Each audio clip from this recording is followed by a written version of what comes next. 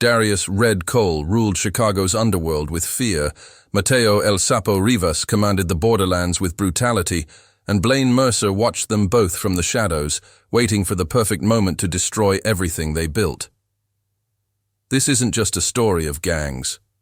It's a descent into the darkest corners of American crime, where loyalty is a weapon, betrayal is guaranteed, and survival belongs only to the most ruthless. In the heart of East Chicago, a city long plagued by crime and corruption, a new kind of danger began to emerge in the shadows. The neighborhoods were already known for their decaying buildings, flickering streetlights, and forgotten youth.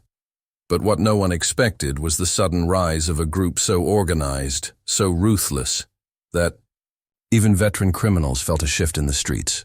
They called themselves Blood Fang, and they weren't just another street gang. They were something much darker. The man behind it all was Darius Red Cole, a former underground street fighter with a brutal past and a mind that operated more like a strategist than a thug.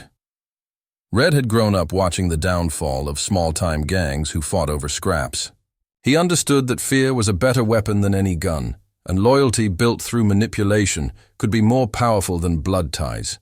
Instead of rushing into war with rival gangs like many before him, Red spent years in the shadows building, a silent army. His recruits weren't just chosen for muscle, they were handpicked for their silence, obedience, and complete detachment from their past lives. Most were outcasts, orphans, or criminals with no identity, no fingerprints, and nothing to lose. The first sign of Bloodfang's existence came in late 2012 when the leader of the notorious Ironheads was found dead inside a locked car, throat slit, and a crude fang symbol carved into his cheek. At first, police suspected internal betrayal, but weeks later, another leader, this time from the 5th Street Lords, was discovered in a similar fashion. Then, the Dusktown Vultures lost their top 3 enforcers in a single night. All 3. Bodies were dumped in front of their own territory with the same fang markings on their skin. By the time law enforcement realized a pattern, half a dozen gangs had either dissolved or disappeared entirely. What made Bloodfang so terrifying wasn't just the body count, it was the precision of their hits. There were never witnesses, never bullet casings, never footprints or fingerprints. Surveillance cameras showed nothing. Neighbors heard no screams. People simply vanished, and bodies appeared days later as gruesome warnings. The fang symbol, crudely carved with a hunting knife, became a mark of doom in East Chicago. Even mentioning the gang's name in public became taboo. Locals whispered instead of speaking. Former gang members fled the city. Drug dealers changed territories overnight. It was as if an invisible predator was stalking the streets. But Red Cole didn't stop at eliminating his rivals. He understood the value of structure. He established ranks, created encrypted communication channels, and even implemented training sessions for his enforcers. Every member was taught surveillance evasion, counterintelligence, and basic military tactics. Their drug operations were masked under legitimate businesses, auto shops, pawn stores, and even local charities. By the time police suspected Blood, Fang was behind the increasing violence. Red's network was already integrated into the community. The organization began expanding beyond Chicago. Smaller cells appeared in Detroit and Indianapolis. These branches operated with the same eerie discipline and brutal effectiveness. In each city, local gangs were dismantled, not through flashy drive-bys, but through cold, methodical assassinations. Red wasn't just spreading influence, he was enforcing a new underworld order, one where no voice challenged his command and no hand dared reach for his throne. Law enforcement was left scrambling. Task forces were formed, surveillance increased, but the gang left behind no digital or physical trail. There were no informants. No one had seen Red Cole in person for over a year.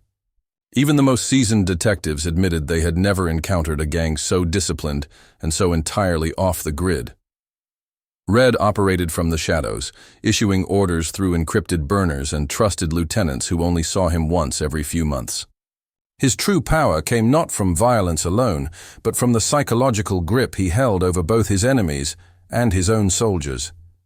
He instilled fear through unpredictability. Even among his own ranks, no one knew who would be punished next. Loyalty wasn't just expected, it was enforced through terror. What no one inside the organization knew, however, was that Red's perfect empire had already begun to fracture. Deep within the ranks, ambition stirred. Not everyone was content to follow orders blindly. While Red focused on expansion and perfection, one of his own lieutenants began quietly questioning the rules, testing boundaries, and seeking ways to rise beyond the shadows. The King of Fear was still in control, but for how long, no one could say. In the scorched borderlands of El Paso, where desert heat fused with the hum of danger, a different beast ruled the underworld.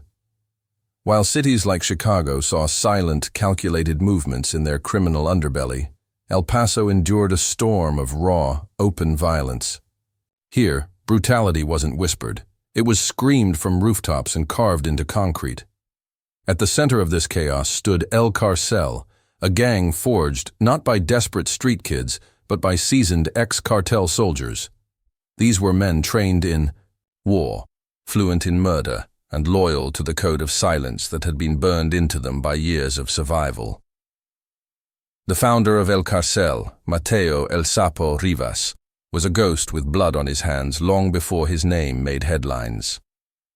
A former enforcer for a powerful Mexican cartel, Mateo had defected after a failed hit that left his crew dead and his face on the cartel's kill list.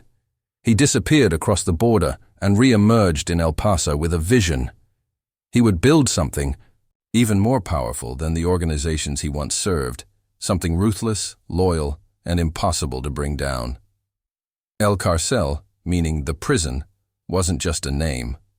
It was a philosophy. Members lived by prison rules, even on the outside. They operated in tight hierarchies, enforced brutal discipline, and treated weakness as a disease to be purged. Initiation rites involved torture, forced confessions, and unflinching loyalty. Betrayal meant death, not just for the traitor, but for their family. Fear wasn't just a tool, it was a foundation. The gang announced itself in the most horrifying way imaginable. In 2013, the city of El Paso was shaken by an event that would become known as the Night of Chains. 13 men, high-ranking members of rival gangs, were found chained together and dumped at the edge of the Rio Grande, their throats cut in a uniform fashion. Each had a single playing card stapled to their chest, the King of Spades. Police never found a single fingerprint or surveillance clue. The message was clear. El Cartel had arrived, and it would not tolerate competition. What followed was a campaign of domination. Local gangs were given a choice: join or vanish. Most chose to run. Those who resisted were made examples of. Some were set on fire in public spaces. Others were nailed to fences, left to die slowly. In one case, an entire family disappeared. Overnight, their home burned to the ground, their names erased from city records. The streets fell silent, not out of peace, but paralyzed fear. Mateo understood more than violence. He understood the value of public perception. While El Cartel rained destruction on its enemies, it simultaneously poured money into local neighborhoods. They gave school supplies to children, paid off debts for struggling families, and even built community centers in the most neglected parts of town. For many, Mateo was both a devil and a savior, a man who used blood to build bridges. El Cartel's influence wasn't limited to El Paso. Within a few years, the gang had spread into smaller Texas cities and parts of Arizona. Their reach extended across the border into Mexico, where they maintained uneasy truces with former enemies. Unlike most gangs, El Cartel didn't rely on street-level dealers.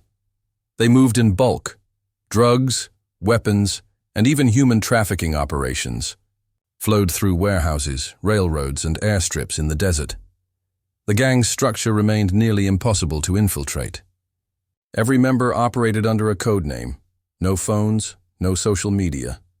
Meetings were held in rotating locations, often in abandoned military bunkers or under fake construction zones.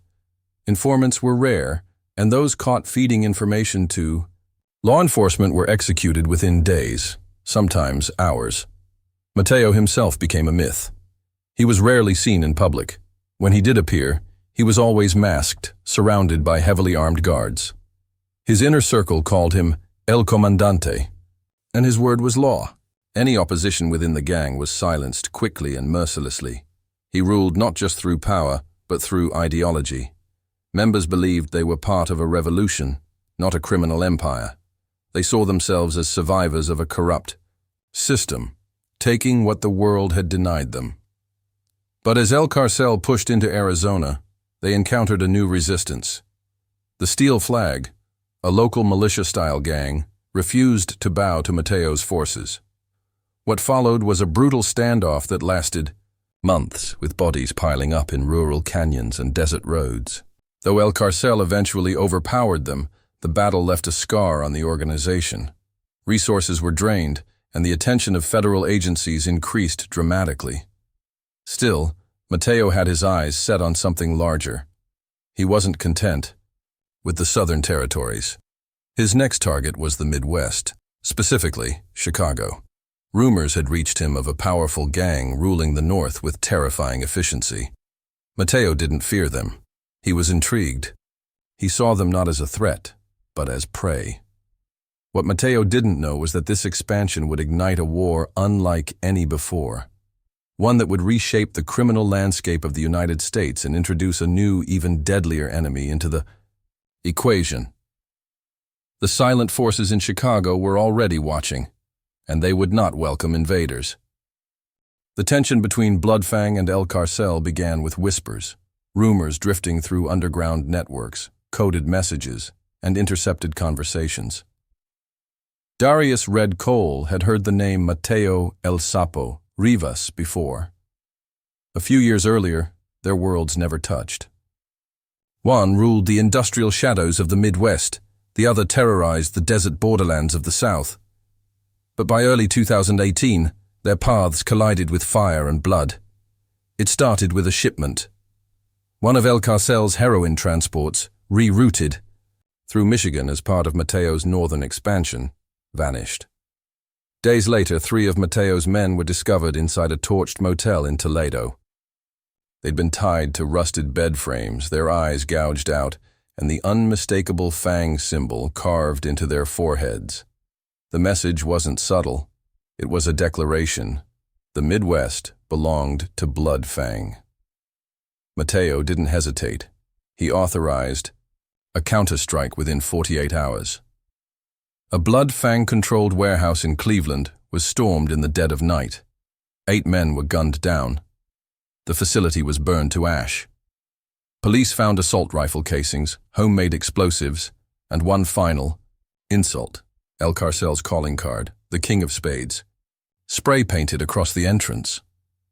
What followed became known as the Death Pact War, a conflict so violent and coordinated that it shook the foundation of both gangs and drew national attention. But it wasn't like traditional gang warfare. There were no random drive-bys, no petty turf scuffles. Every move was calculated. Each hit squad trained like special forces. Every death was deliberate. In Detroit, Bloodfang responded by poisoning a drug shipment meant for El Cartel's Arizona branch. Dozens died. In return, El Cartel assassinated a high-ranking Fang lieutenant in Indianapolis, dragging his body through the streets before dumping it in front of a police precinct. Hospitals filled with burn victims, gunshot wounds, and overdoses. Civilians began getting caught in the crossfire. Families fled neighborhoods, schools closed temporarily, and police presence tripled. Still, no arrests were made. Witnesses refused to talk. Fear choked every street these gangs touched. As the violence escalated, law enforcement agencies across multiple states launched a combined task force. Intelligence units, DEA agents, and local police pooled resources. Surveillance drones buzzed. Overhead, phone lines were tapped, and undercover agents were deployed. But what they uncovered shocked everyone. Evidence began pointing not just to the 2 gangs involved in the conflict, but to a third player quietly pulling strings behind the scenes. Someone was feeding both sides information. Locations were being leaked. Safe houses were compromised. Dead drops disappeared. Weapons caches vanished without a trace. It was as if someone knew exactly how both gangs operated and was turning that knowledge into chaos. The war, it seemed, wasn't as simple as two giants clashing. It was being choreographed. At the center of this growing mystery was a name that began to appear in whispers. Blaine Mercer. A former DEA agent turned mercenary, Blaine had vanished from the radar years earlier after being linked to an internal corruption scandal. Though never officially charged, many suspected he had leaked federal intelligence to cartels in exchange for money. Now, evidence suggested Blaine had resurfaced with his own private army, one that operated in complete secrecy and used tactics more suited to intelligence agencies than street warfare. This group, later known as the Revenants, had no official territory. They didn't sell drugs on street corners or flash gang signs. They operated through back channels, encrypted networks, and shadow deals.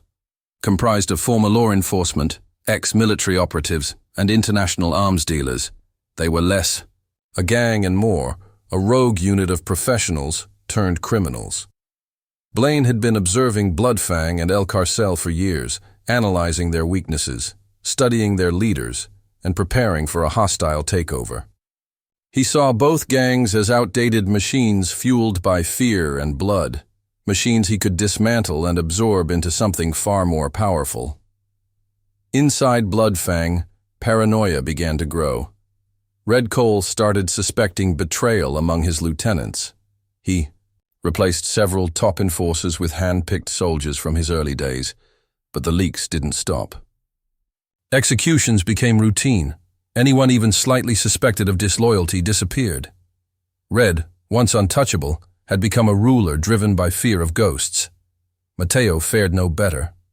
El Carcel's ranks began to crumble under internal suspicion. Rumors swirled that one of his top advisors had met secretly with a rival group. Trust disintegrated. Drug shipments were delayed. Payments were missed.